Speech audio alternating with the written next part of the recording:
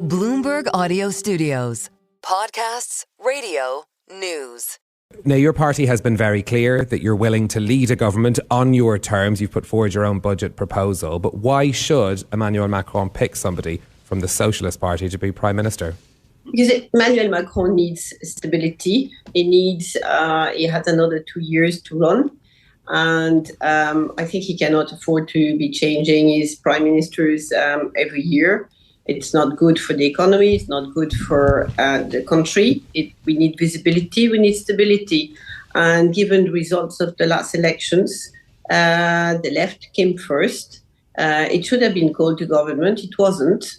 And now we have the situation that we're in, that is a government which cannot govern because it doesn't have a majority in the assembly.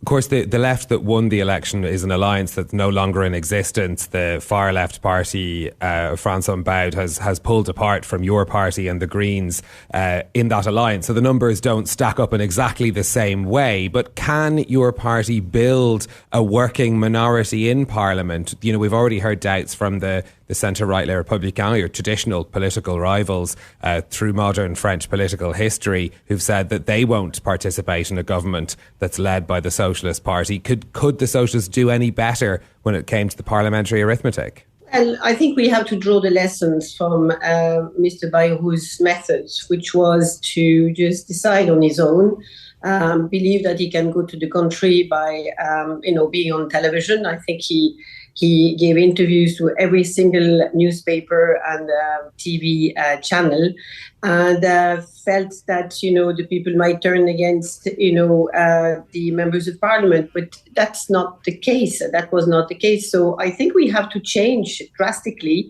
We don't have a tradition of coalitions or compromise, but I mean, if we need now a budget, which is absolutely essential. And in the Senate, we've been preparing for the past few months to discuss it because of the instability in the National Assembly. In fact, the Senate has been doing the job for the past few years now, doing the job of the Assembly and ourselves. So, I mean, we cannot continue like that. So I think the Socialists, as anybody who will be called by the president, will have to seek compromises. I mean, we're looking at, then it's mathematics, it's down to mathematics. And we're looking at every vote, who in the central bloc rejected the government, who in the right rejected the government, and see that maybe the figures may add up to have that majority that we absolutely need now.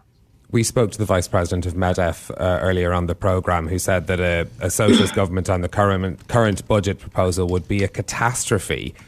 Is a socialist budget plan going to be bad for the French economy? Well, I was at the MEDEF last week. And the MEDEF has also, it's a tradition in France, always been right-wing, believed that only the right wing can lead the country. And then we see where the country, the state of the country today and the economy. And in fact, privately, when I speak to them and remind them of François Hollande or indeed François Mitterrand's terms, they agree that, in fact, the economy was balanced. François Hollande actually reduced the deficit of France drastically from 5% to about 3% in 5 years. Then he didn't run again, and that was it. But no, the socialists in power have a tradition of keeping the books really well. Now, of course, the big industrial groups and so on are not left wing, none of them, and of course will have the kind of rejection. But individually, they agree that it could work. Now, the one thing about the socialist program is that there will be a reintroduction of taxes on very high revenues, and of course they're not happy with that because it will individually and personally touch them. So of course everybody is happy to make savings as long as others make them. I just want to ask you briefly on your foreign affairs brief as well. I mean, does this political instability harm France's position on the international stage? Well, it does weaken, of course, I think the president's image. While he's, as you can see, extremely active, especially in Europe, on the war in Ukraine, and trying to, keep what France has always done, be good at negotiations and trying to bring peace and defend it. Of course, this is not good for the image. Now, I just hope that the budget and every program is actually defending the defense budget, which is the only one on the increase, while all the others, of course, have been asked to make drastic savings, particularly in what Mr. Bayrou was presenting, with 44 billion savings overall, spare the defense budget.